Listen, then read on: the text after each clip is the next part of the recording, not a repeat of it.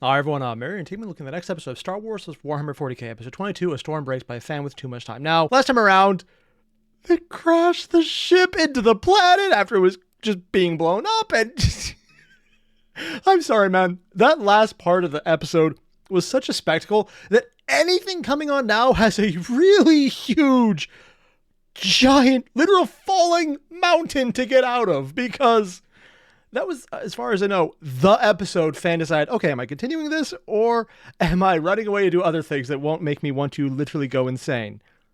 Because apparently he had to record that 4 times because of various bullshit that happened. He continued it to an almost as long episode. I don't know what we're getting into here, but I know it's probably going to be insane because Fan doesn't seem to dial things back. He slowly ramps up, but I have yet to see that ramp go anywhere other than up, so I'm really freaking excited, man. Basically what I'm saying is, you guys know the deal. There's a link below to the original video. Hit it up. If you haven't subscribed to Fan, fix that. And if you have, neat. Just go rewatch the video, though. Let's get started. Water? A storm breaks. It might be water, then maybe. Also, wow, that font, that is a choice. I wonder why Bree and Ace. Lazarus stood, watching as the already dim light around him dimmed. Damn. Yeah, I know. He does the fan-made versions of the images, and yeah, Lazarus basically got half his face charred to hell and survived that, and he looks like it. Damn, that is hard to look at. Dimmed further and further. The main body of the storm had rolled in, heavy and wet, soaking all beneath in a continuous blanket of falling rain. The haze it created lent the whole battlefield a ghostly, surreal quality.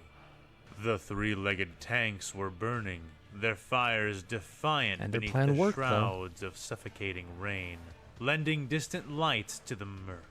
So we're focusing The back toy on soldiers the were Imperials. running, regrouping with their larger force, like dread spirits fleeing the sight of the Emperor. They were massing, turning around from their initial assault on the bridge diversionary forces and wheeling about to face him and the other Calambians. Oh. It was. Okay, so that's when this is set. It's literally right after their ambush, right after they pulled off the assassination, took out the tanks. So this is literally probably within seconds, if not minutes, right after, because it's just enough time for them to pull back, and now they're coming back to hit them. They're not actually pulling back all the way to get out of the way of literally the ambush. They're coming back to take care of the people who ambushed them. I keep saying it's an ambush. It's more like of a tactical pincer. Nah, whatever. Just as planned. The best case scenario. What? Except for one vital, oh so vital detail. Having them focus on The use of detail? Imperium had lost the air battle above them, and while the engagements were What? persisting as the remaining air forces pulled out, Wait, they lost the air battle.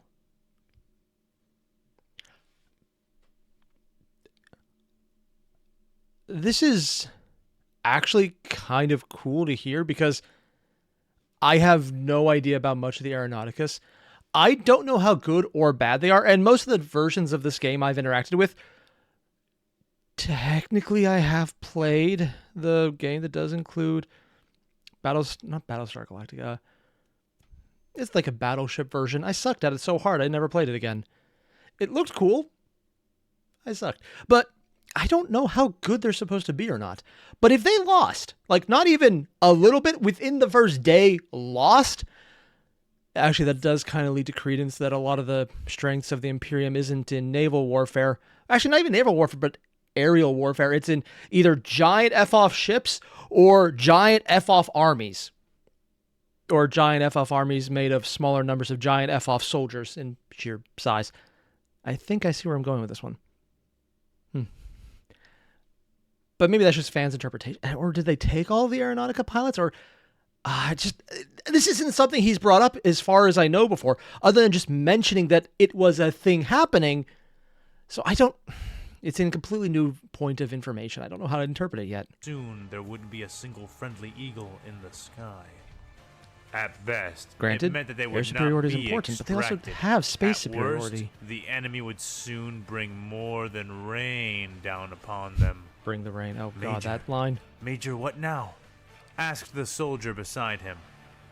He took in Ducking a cover? long breath, listening to the static in his earpiece, waiting. He watched the mass of angry, scowling Republic ghost soldiers drawing nearer and nearer. Ghost soldiers? A mass Because they're all of white. white and black. Yeah, a a lot of them probably under have the it. rumbling and rattling of the purified water. No. Yeah, because he's from the Imperial side where most of their planets are hellscapes except for the Paradise worlds, which don't look like hellscapes. The more you find out about how they're run, the more you realize it's literally only surface deep on that one. So having a planet anywhere in the Star Wars universe prior to the Galactic Empire deciding to go, ha, yes, full evil, it kind of makes sense that it would be very clean by his... Honestly, this could be the most polluted planet in most of Star Wars. I cannot speak today. Much of the Star Wars universe that isn't flat out an evil bastion at this point, and it would probably be clean. Hell, they could probably taste the rain on Coruscant and go, whoa, this is sweet. And not even mean that as a joke, because... I mean, there's a lot of planets where it's so effed up. There's a reason they live in hive cities, because literally anything outside will potentially melt and or burn away. They're literally hellscapes. Aftertaste. Build your own at death all, world even. in spite of the fact that this was a hive world. He blinked the rain out of his eyes, and I mean, if nothing else, you figured don't have to he worry could about think of supplies worse for water. You just places drink to it. lie down Safer. and be still forever. Well, Sir, half your face he already did that. asked. Yes, right, the Major said, shaking his head. He tapped his earpiece, setting the frequency to all nearby channels. Oh. Eagles just lost the air. We aren't getting out by extraction, he said plainly. The words felt weird in his mouth, unreal.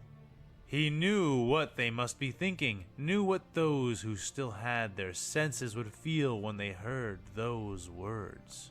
So Fight we and all die. die now, or at least most of us. He knew they would be thinking that, and was proud in the scene that followed. Oh? Calambians stood or crouched, silent, still, living dead men held in the thrall of action of battle. They were resolute, ready. They were true warriors, and Lazarus would not let them die. Not. This is probably one of the cool moments whenever you hear any depiction of I was going to say Imperial from the 40K side. Sorry, in my head, I still think Imperial and immediately go Star Wars just because that's the first Imperium or Empire I focus on in fantasy. But at least on the 40K side, this is the really good depiction of the Imperial Army. No, sorry. The Army, Astra Militarum. It's the people who have been battle hardened, who have gone through all that shit. It's like, fuck, we're dying. We're going to make it worth it. It's that or the rank newbies who are literally thrown in because they just have a toll the planet has to pay. It's like, okay, go die. Cool. You have literally none others because, well, anyone who doesn't fall into the first category dies in the second one pretty fast. So, yeah. Also, people keep saying I keep underestimating how strong or smart the Imperium is. And I'm like, technically, yes, but also because there's a lot of people who are really dumb. Not every world sends their best. Cadia, they make sure everyone's their best. There's other planets that do that as well. And then there's a lot that are literally cannon fodder. Unlike Krieg, whose cannon fodder is intentionally the best cannon fodder ever. And I think by this point, they might all be dead minus 1313. Actually, be kind of cool if they're not. But yeah, just little aside there. It's cool to see that level of just stoic, well, we're fucked. Let's make them fuck up more than us. Neat. As you can tell, I've never been in that situation, so I don't know what inspiring speech would be there. But it sounds amazing when you hear it. Not without a struggle, not without a fight. As far as I'm concerned, Lazarus said to the Calambians, it's up to us to extract now. Tech priests, start creating cover and making hardpoints. Munition smoke techs, or something get else? out there and rig these heretics a proper welcome. Everyone else, get to the ledge and start rappelling down. Oh, they're actually going Go down that back way. the way we came, he said.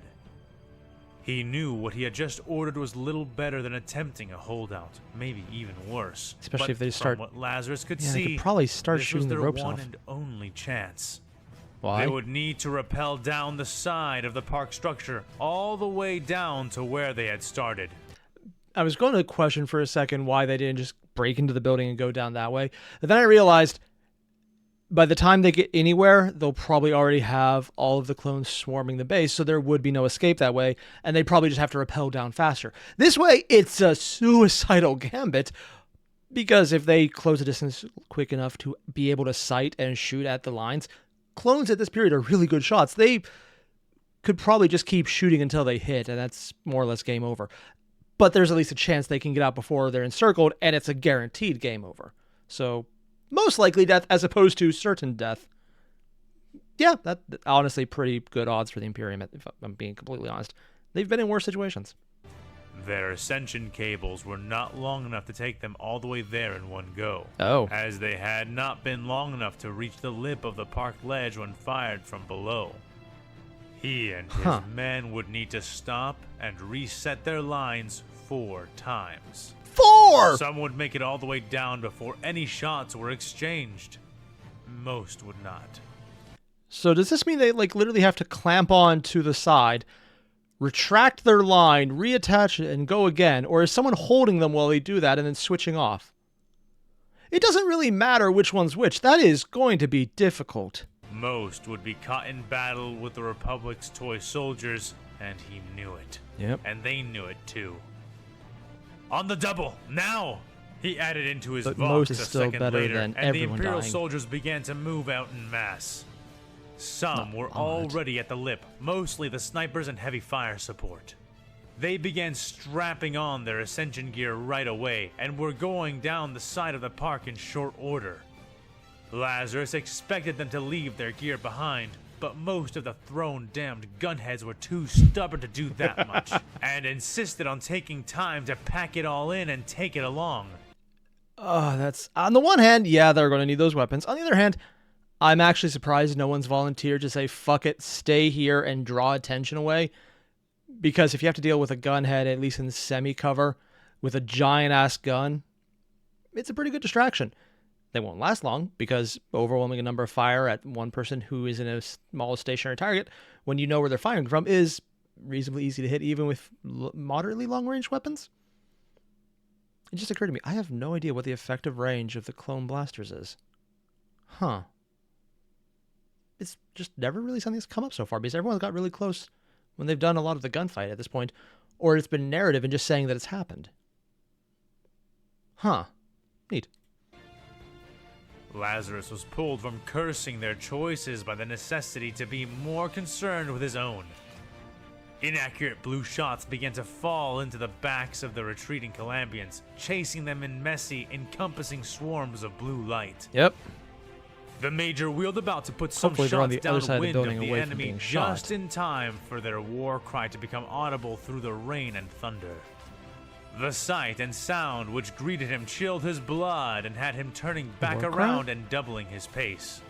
The clones were roaring, a persistent, horrible wail of I didn't know the clones rage, did that. of It's probably thousands something of that hasn't come identical up yet in Clone voices Wars where I saw. crying out for bloodshed. Huh. The force of charging clones was like an armed avalanche, outnumbering his men by so much that soon even their distant shots began to thicken the air such that accuracy no longer mattered. Yeah. Damn it! Cover fire! Someone help me with cover fire!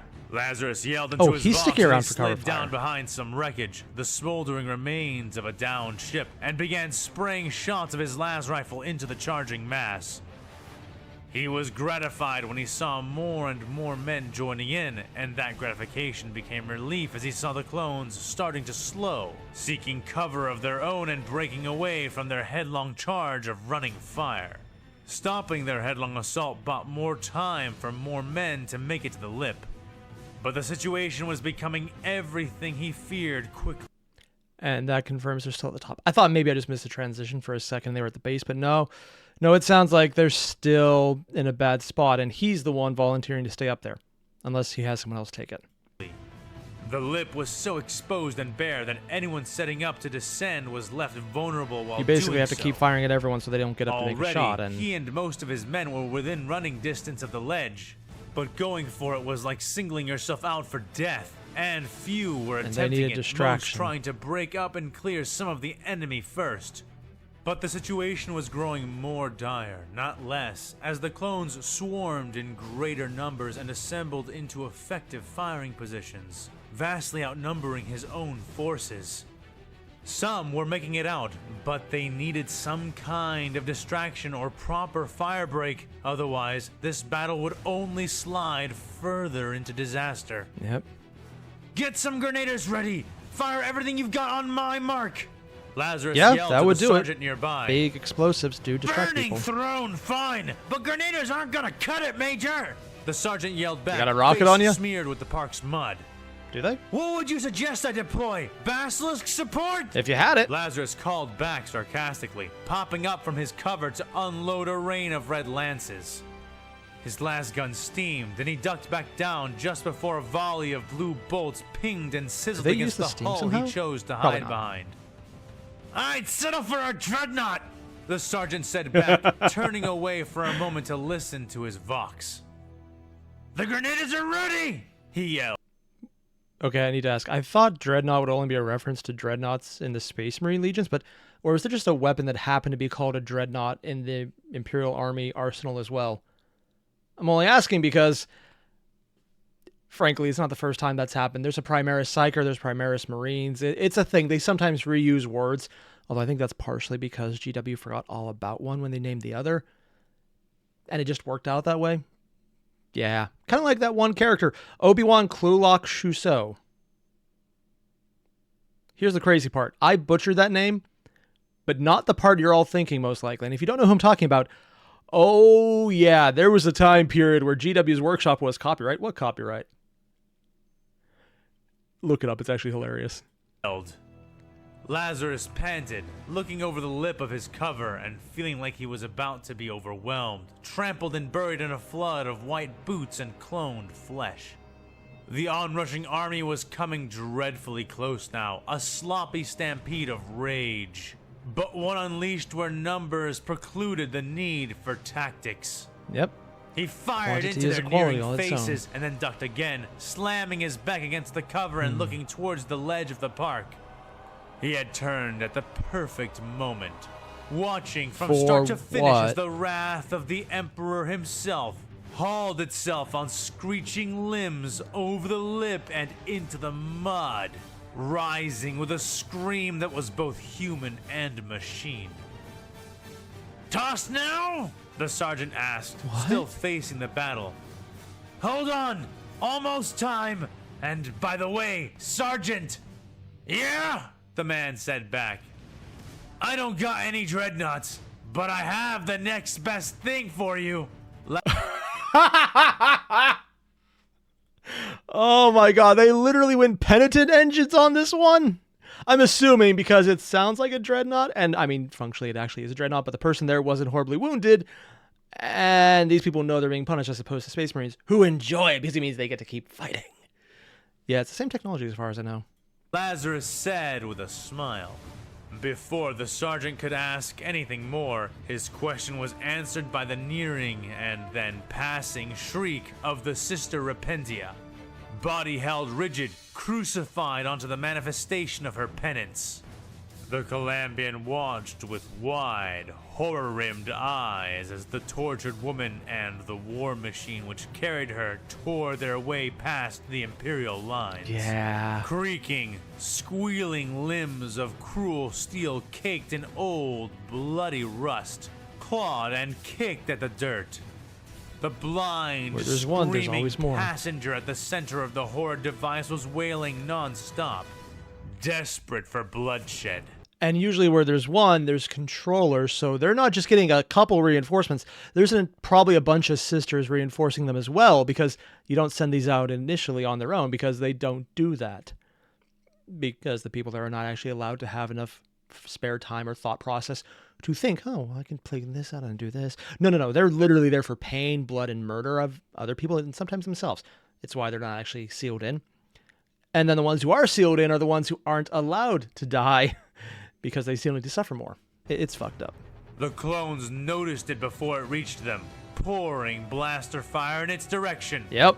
But the frantic, agile movements of the wretchedly swift machine kept the passenger from taking any lethal damage as it swept blaster bolts out of the air with its right arm.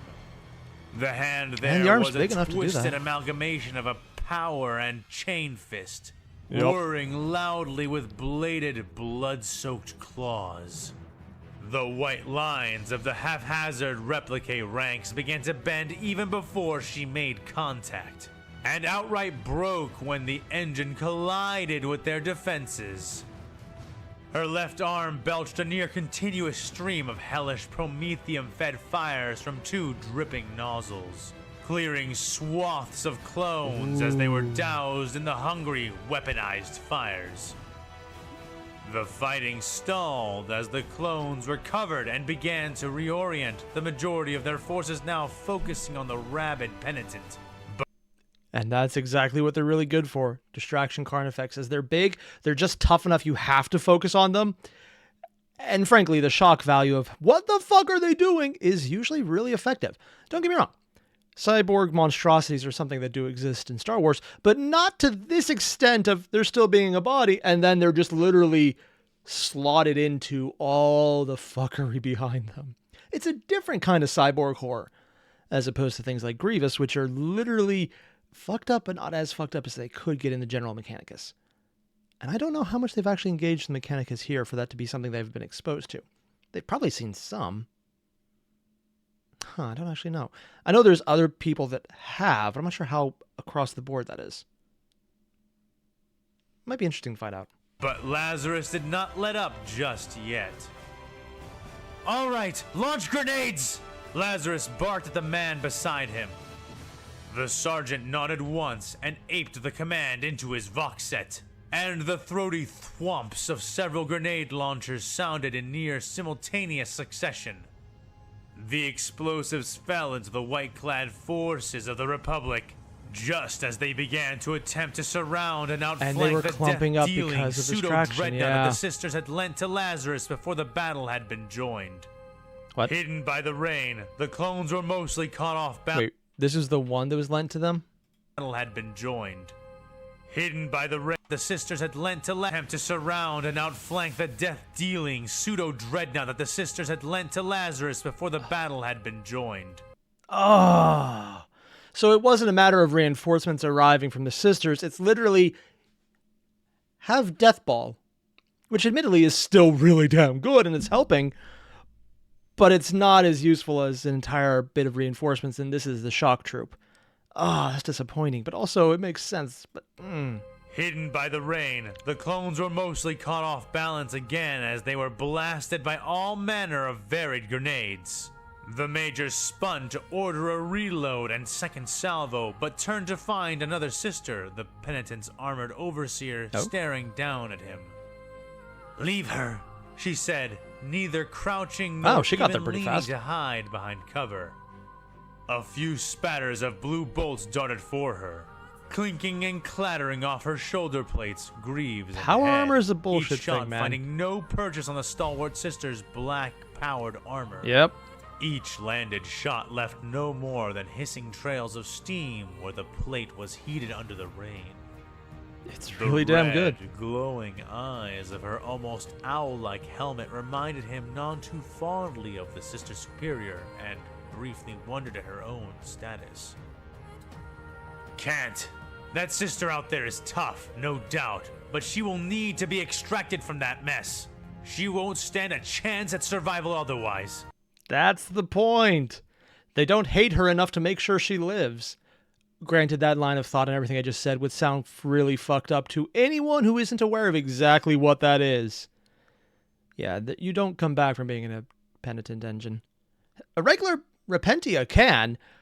I think Celestia herself did. But when you get into the engine, it's because you fucked up again really hard. Or it's the off person who just really gets a kick out of suffering, which isn't common, but it's also a thing that has happened. Yeah, there's certain people who look at 40K and go, "This is paradise." They're scary. Don't. He said to the armored battle priestess. "Exactly. she said, her tone deadpan, flat even by the standards of a voxed voice. Also, I love the background She music is repenting her sins. for the religious and extent the when only you bring in the repentance for her sisters. is death. This is understood by me, by my sisters, and by she herself. The sister added, "You want me to throw her away for a diversion?" Yep. Lazarus asked, far from above the tactic. No, they want you to throw her away so she No, repents, and it I happens to be a want diversion. you to let her fulfill her penance by one means or another. The sister said back. Lazarus shrugged in response. It's Fine, cruel, but not the but worst. you better get down the side first, he said, tapping the sergeant's shoulder. How long was she and there, muttering, though? Signal the withdrawal on the double. Also, this is one of those things where, because Fan has set so many things up, the inclusions out of nowhere, these ass pulls, don't actually seem out of place because it's a big mess of people. It's a big mess of the ones who would come with them, leaving something behind, saying, oh yeah, here's a bunch of things that were definitely there. I thought about them in advance. Normally, when you just do it out of random, there's a amount of verisimilitude, I can't speak today, verisimilitude, the suspension of disbelief that you're allowed to get away with. You can push it. And right now, because this is an over-the-top fantasy world about a crossover with two galactic faring entire empires, or what will soon become an empire, going against each other in this absolutely crazy battle, that's actually raising the bar of what you're willing to accept to a very high degree. One of the easiest ways to destroy that is things like the inclusion of the sister and the penitent engine, because it's like, okay, where did this come from? The reason it's not going to break that, and the reason we could just roll with this, is because Fan has done two things. One, he hasn't had ass pulls like this very often. In fact, he almost goes out of his way to establish things well in advance, sometimes multiple episodes as a mention, and then brings them up maybe here and there before then just throwing you into the mix. So having ideas brought up in advance is a way to negate the ass pull effect, so it doesn't feel like it's coming out of left field. It doesn't just slap you in the face as, here's something the writer put in so he could advance the story and didn't have a way to fix it. As opposed to here where it's, okay, it's happening like that, but there's been so many things established and it's so chaotic and so over the place, it doesn't feel out of place that someone would give him an advantage because he did have dealings with his sister before. He mentioned his sister before. And while this is very much an ass pull, it's one that is allowed because it hasn't been done too much. And everything else Fan does is planned out and usually shown really well. This, though, is definitely something he put in because he wasn't sure how to get this character to have more other than, and then they died. The one way I thought he was aiming for was reinforcements coming in from a source that wasn't what he thought it was initially, the army or the air support coming in, because we haven't seen much from the sister's point of view since the Palatine died. Was it Palatine? Sister Superior? Whatever. Since that moment. But apparently he's not going that way. He's coming with, here's the support they got prior to that, which never was mentioned, never brought up. But we kind of figure it probably did happen because it makes sense in the world itself because he has all this other support and we've kind of missed a lot of time with him, which oddly enough helps establish that this could be possible. So even though he is breaking verisimilitude, he's making it a little harder to believe, it's not well beyond the context and he's not overdoing it to the point where it feels like one ass pull over the other. He's not jumping the shark to get an extension of what he wants for the character. He's just doing a little nudge here. It's like, oh yeah, and this definitely happened. And you're okay with it because it's not too big, and he's earned a lot of credit by establishing things in advance almost all the time.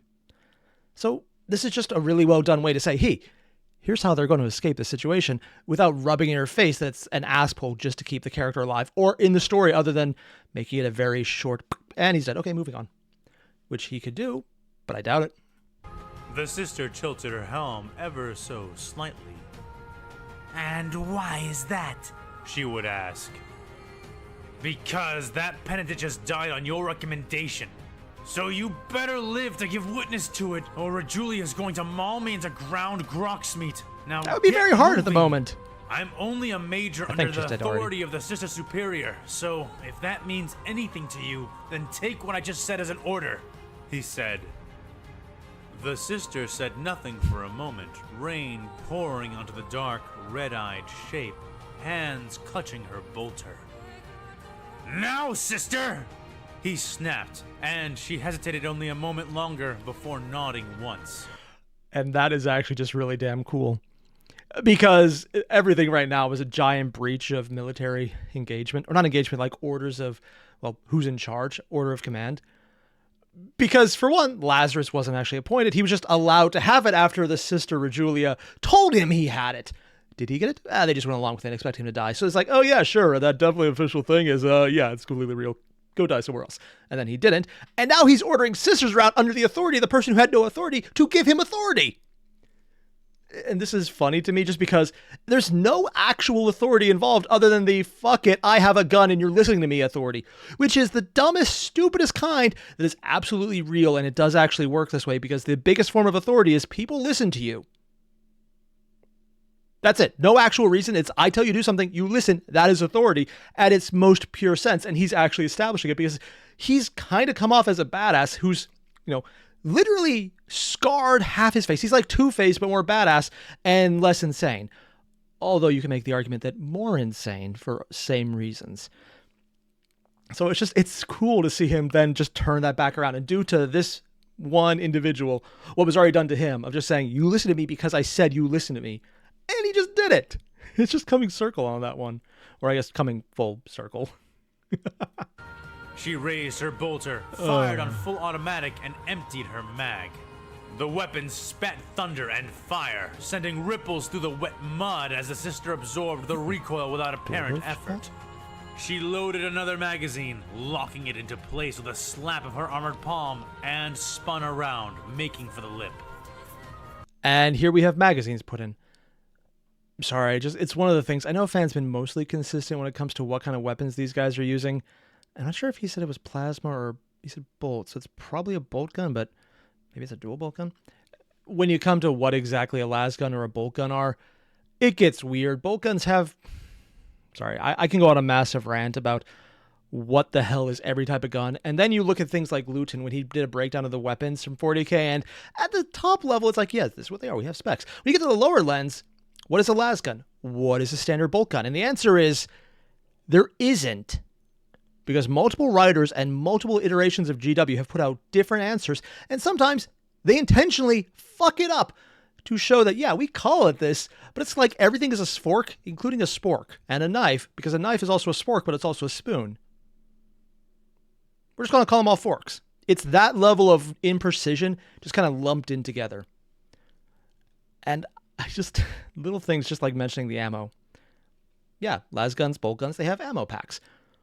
But there's also some that are said to just cool down automatically. Bolt guns, I don't think are that, but at the same time, I've also heard a few that are just handled much differently, and they have so many shots, you never worry about that.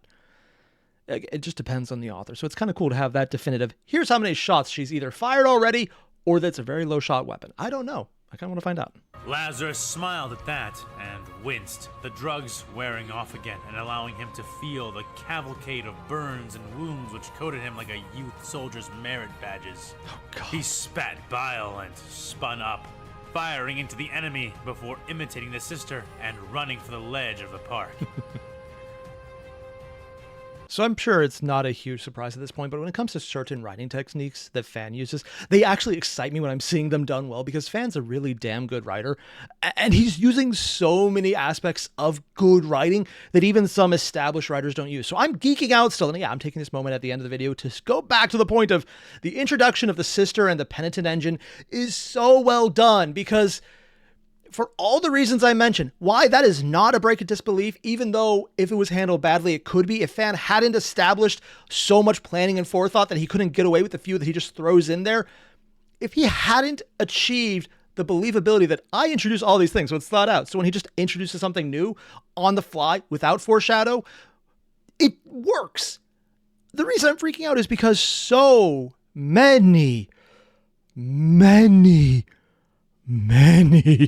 writers, both fan fiction and professional, paid, highly established writers who should know better, they fuck that up. It's not the level of plot hole fuck up. It's the level of, well, that's out of field because they had no idea what to do and they couldn't figure it out. So Deus Ex Machina, it just happened that way. We got a random god out of the machine. We're going to win this one. And considering it's literally surviving because of a machine, this is almost literally a Deus Ex Machina event, minus the god doing it, because random aside to the random aside. in Greek plays, whenever the gods would intervene to end something, they would actually have machines just doing something on the screen, or, well, I guess the play field or theater, or wherever they happen to be holding the play, to show and represent the god. How complex would depend on how well paid or affluent the actual theater was at the time. Sometimes actually pretty cool. Other times it was literally just like, here's a stick. Not always, and I would never actually say that's all of them, but there's stories. But this is just well done, and it's nice to see these kind of aspects of using this kind of ass pull, but using it in a way that doesn't come off as in your face and completely an obvious ass pull, which is what it is, but disguising it is the best way to use it. Because the more obvious it is, the less effective it becomes, and the more you start to lose credibility with the writer as someone who knows what they're doing. I just like what he's done, and I like how he did it, and he handled it well. It's just cool, man. I know, I'm having a literal literary geek out moment right now. On top of the usual level of geek out that I just kind of live at. So, pretty high bar at this point, actually. So, basically what I'm saying is, if you haven't already, there's a link below to the original video. Hit fan up, subscribe to him. The guy's doing a really damn good job. And if anyone knows where I can find some of his original stuff that he's been working on, let me know, because I just want to get a physical copy. And if it's all digital, that would suck. I would still look. Still try and get it. But I would like physical just because I prefer to have something that if I lose power, I won't lose. Because of so many times that's happened. Yeah. More importantly, thanks for watching. I'll see you guys in the next one. Adios.